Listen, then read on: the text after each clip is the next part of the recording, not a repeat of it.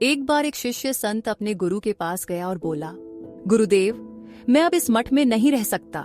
यहाँ के लोग बहुत जहरीले हैं। कुछ लोग राजनीति में लगे रहते हैं, कुछ सिर्फ दूसरों की बुराई करते हैं और कुछ बस दिन भर गपशप करते रहते हैं। मैं ऐसी जगह नहीं रह सकता जहाँ मेरी आध्यात्मिक शांति भंग हो। कृपया मुझे किसी शांत और सकारात्मक मठ में जाने दें।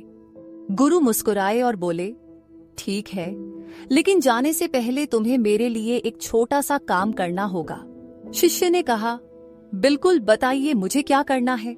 गुरु ने एक चम्मच में पानी भरकर उसे दिया और बोले, इसे पूरे मठ में घुमाकर मेरे पास वापस लाना, लेकिन एक बूंद भी गिरनी नहीं चाहिए।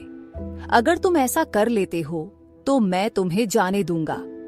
शिष्य को लगा कि यह सरल काम है और जल्द ही उसे शांति वाली जगह जाने की अनुमति मिल जाएगी।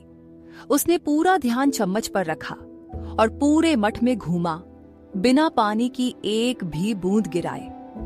कुछ घंटों बाद वह प्रसन्न होकर गुरु के पास पहुंचा और बोला, गुरुदेव, मैंने यह कर दिखाया, अब मुझे जाने दें। गुरु ने मुस्कुराते हुए पूछा, अच्छा बताओ, जब तुम इस पानी को लेकर मठ में घूम रहे थे तो क्या तुम्हें किसी की राजनीति की बातें सुनाई दी?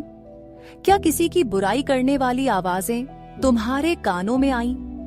क्या किसी ने तुम्हारे बारे में नकारात्मक बातें की? शिष्य ने आश्चर्य से कहा, गुरुदेव, मेरा पूरा ध्यान चम्मच पर था, मुझे कुछ भी सुनाई नहीं दिया।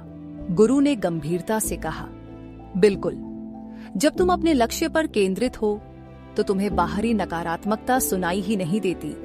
याद रखो, दुनिया में कहीं भी चले जाओ, नकारात्मक लोग हर जगह मिलेंगे, लेकिन अगर तुम अपने उद्देश्य पर पूरी तरह से ध्यान लगाओगे तो वे सब बातें तुम्हारे लिए सिर्फ शोर बनकर रह जाएंगी। ये सुनकर शिष्य की आंखें खुल गईं। उसे समझ आ गया कि समस्या मठ में नहीं थी, बल्कि उसकी ध्यान लगाने की शक्ति में थी। दोस्तों, जीवन में सफलता का रहस्य ये है कि हम अपनी ऊर्जा किस पर लगाते हैं।